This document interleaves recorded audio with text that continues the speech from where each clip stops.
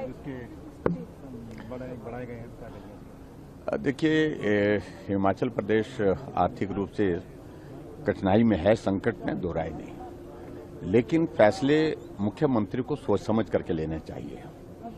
Anti tax Himachal Pradesh में लगा दिया बाहर की गाड़ियों पर, और अल्टीमेटली उसके रिपरकशन ये हुआ कि पंजाब में ने फैसला ले लिया कि हम भी हिमाचल की गाड़ियों में टैक्स लगाएंगे। हमको तो पंजाब में कई जगह में से जाना पड़ता, अब उसको रिव्यू करना पड़ रहा है हिमाचल को।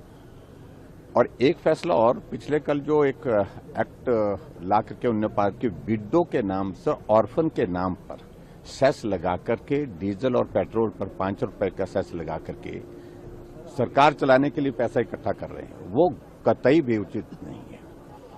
आप ऑर्फन के नाम से पैसा इकट्ठा करें, उससे सरकार चलाएं। आप विडो के नाम पर पैसा इकट्ठा करें, उससे सरकार चलाएं। ये कॉन्शियस कभी भी अलाउ नहीं करती है।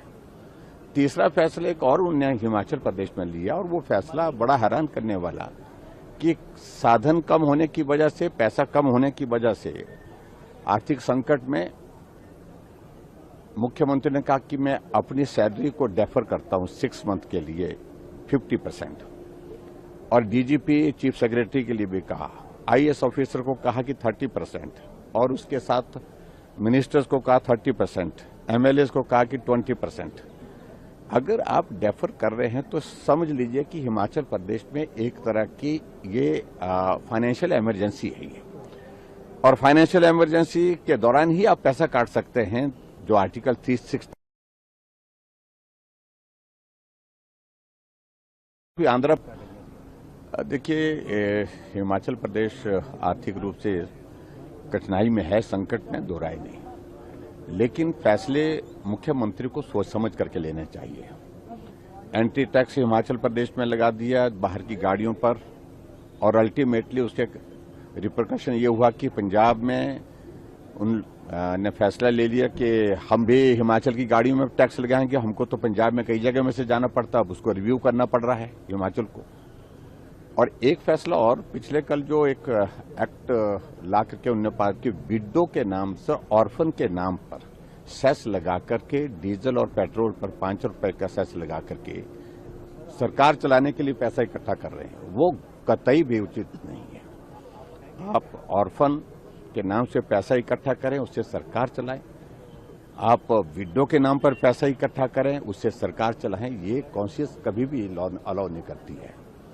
तीसरा फैसला एक और उन्होंने हिमाचल प्रदेश में लिया, और वो फैसला बड़ा हैरान करने वाला कि साधन कम होने की वजह से, पैसा कम होने की वजह से आर्थिक संकट में मुख्यमंत्री ने कहा कि मैं अपनी सैलरी को डेफर करता हूं 6 मंथ के लिए 50%, और डीजीपी चीफ सेक्रेटरी के लिए भी कहा, आईएएस ऑफिसर को कहा कि 30%, और उसके साथ मिनिस्टर्स को कहा 30%, एमएलए को कहा कि 20%।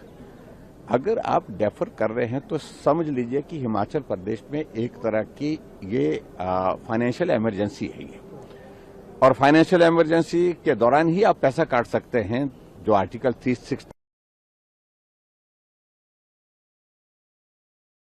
आंध्र प्रदेश में कोविड के दौरान में पैसा काटा था सैलरी से, और अल्टीमेटली हाईकोर्ट में गवर्नमेंट हार गई, हाईकोर्ट के बाद सुप्रीम कोर्ट में हार गई, और 6% के साथ उनको देना पड़ा, इंटरेस्ट के साथ देना पड़ा।